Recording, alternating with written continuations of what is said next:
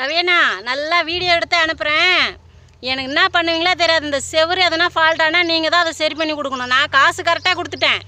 என்ன இது ரொம்ப டேஞ்சரு, இது பார்த்துக்கோங்க. இப்படி கூட நீங்கள் வேலை செய்வீங்கன்னு முன்னாடியே சொல்லியிருந்தா நான் சத்தியமாக வேலைக்கு வச்சிருக்க மாட்டேன். நீ தப்பாக நினச்சா கூட பரவாயில்ல.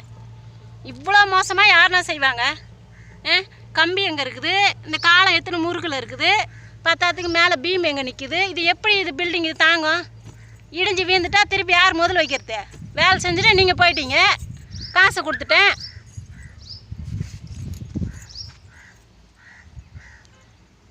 முதல்ல யார் வைக்கிறது சொல்லு? கல் பிடிங்கி போட்டிங்க, அதையுமே நடல. நான் அதை எப்படி நட்டுக்கிறேன்? அதை விட்டுரு. அந்த கல் நோண்ட போய் தான், இப்போ கல் வைக்க நோண்ட போய் தான் அந்த லட்சணம் பூரா வெளியே தெரியுது. இல்லைனா இது தெரியாத அப்படியே மூடி விட்டு போட்டிருப்பீங்க.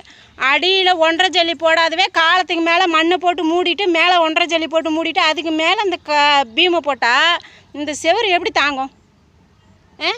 சொல்லு பார்க்கலாம்.